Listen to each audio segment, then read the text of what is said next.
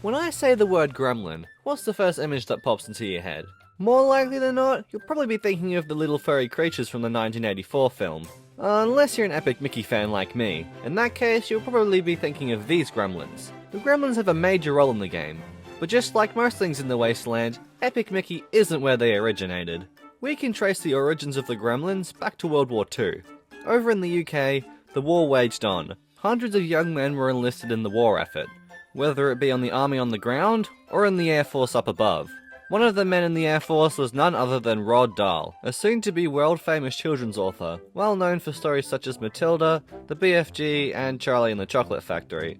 Dahl had enlisted in the Royal Air Force up until 1942, when he was forced to leave the fight due to injuries he had sustained, and he was sent to Washington DC as an assistant air attaché, basically a representative of the UK's Air Force. Whilst over in America, Dahl decided to write a short story about some small creatures called the Gremlins. But they weren't Dahl's own creation.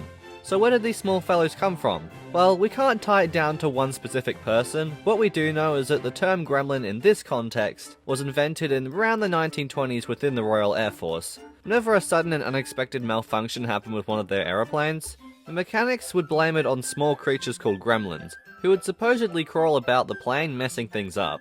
Dahl was fascinated by the stories of the Gremlins, and wrote the story with the intention of getting it published. Around this time, the story ended up in the hands of Walt Disney, who took quite a liking to it. But before we get to the Disney film, let's find out what actually happens in the book. The story opens with a pilot named Gus, who's flying up in the air when on his plane's wing he spots a little man, scarcely more than 6 inches high, with a large round face and a pair of horns growing out of his head. Little man starts drilling into the wing until the plane's engine stops, and pilot Gus has to make an emergency landing. And thus the legend of the Gremlins is born. In the following weeks, more Gremlins are sighted, as well as female Gremlins, called Fifinellas, and baby Gremlins called Widgets. The Gremlins have one goal: to destroy as many RAF planes as possible, whether they're on land or in the air. The book describes lots of different types of gremlins, such as Nautic-minded gremlins, who wear a sailor's outfit and mostly target planes going overseas. Spangels, who live in high altitudes, are covered in a thick cover of black hair to protect them from the cold, and melt into nothingness when they're at lower altitudes. Spandrels also break planes by freezing them with their icy breath, and seemingly do it by nature, instead of having a motive like the Gremlins do. So what was the Gremlins' motive?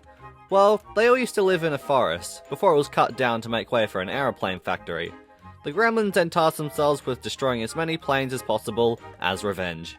The Gremlins also enjoy eating used postage stamps, and consider them a delicacy. The Air Force used this to their advantage, and used them to stop the Gremlins from trashing their planes. Gremlin Gus, however, is not satisfied, and it takes a heart-to-heart with Pilot Gus, just after sustaining nasty injuries because his plane goes down, mind you, to convince the Gremlins to stop trashing their planes, and instead repair them, so the Brits can fight the true villain of every World War II book, the Nazis. Oh, and the Gremlins also help Pilot Gus cheat on a medical exam so he's able to fly after his injuries. Which may seem a tad irresponsible and dangerous, but never mind, makes for a good ending. And that's the book. Now let's get into what Walt was cooking over at the studio. He had gotten a hold of the Gremlins manuscript and was interested in turning it into a motion picture, a half-animated, half-live-action hybrid. Dahl agreed to this, and production began, and it looks like it got pretty dang far as well.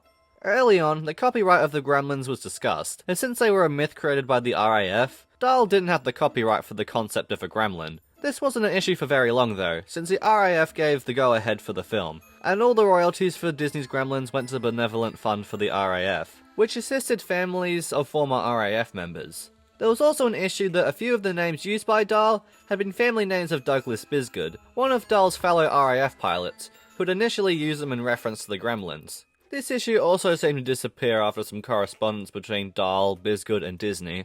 During the development, Dahl went down to the Disney studios for a couple of weeks to approve of things. It was during this time that the artwork was made for the book release by two Disney artists, Al Dempster and Bill Justice. The trip overseas also provided us with a few photos of Dahl and Walt together with some Gremlin toys that were produced. The book was published in 1943, with a run of 50,000 copies. 50 of those copies were bought by Dahl himself to give out to friends and family, including the then First Lady, Eleanor Roosevelt. The book itself was a huge success, with 30,000 additional printed copies sold in Australia of all places. The book was such a success that the women Air Force service pilots asked permission to use the Fifinellas as their official mascot. which Disney agreed to. The only reason a second printing never happened was because of a wartime paper shortage, and by the time that a second printing would have been able to be made, the book itself was no longer important, since the film it was supposed to be promoting was no longer in production. There isn't a set reason as to why The Gremlins was put out of production. The reason Walt gave Roald Dahl was that audiences had become uninterested in war films. Alternatively, the messy rights situation may have killed the film, since the RAF technically owned the Gremlins, meaning they had a final say in everything included, which hindered the studio's creative freedom. Whatever the reason, the Gremlins was no longer in development, and aside from a couple of short comics and whatever bits of memorabilia that had been made before the film's cancellation, the Gremlins were largely forgotten about, although the physical book, as well as Roald Dahl's later fame, stopped the story from completely slipping from the public consciousness. That was the last of the Gremlins until 2008. Where they made their return.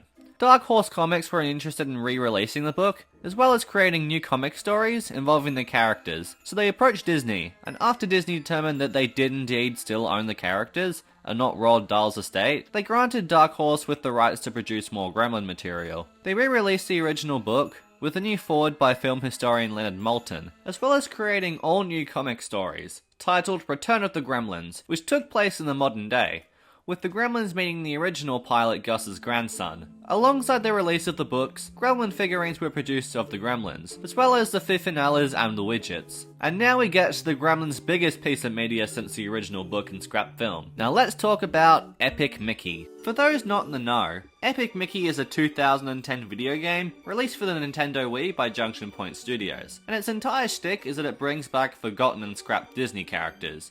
So early on in the development cycle for Epic Mickey, the Junction Point team was allowed to look through the Disney archives for characters and concepts to include, and they soon came across the Gremlins, and they were quickly added onto the list of ideas for Epic Mickey. In the final game, the Gremlins are the mechanics of Wasteland, and their leader, Gremlin Gus, accompanied Mickey Mouse throughout Wasteland. Several other Gremlins have been captured by the Mad Doctor and are scattered throughout the game's levels, and they will give Mickey a reward for freeing them. They also have a similar role in Epic Mickey 2.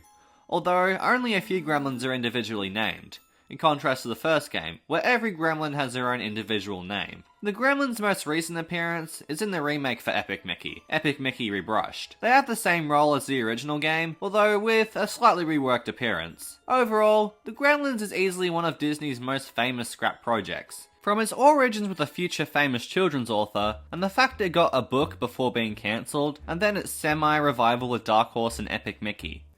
Hopefully with the return of Epic Mickey, even if it's just for a small appearance, these plane-wrecking fellows can see the light of day once more. And there is the second to last video done and dusted. I know you might be thinking, no, Rebrush isn't launching next week.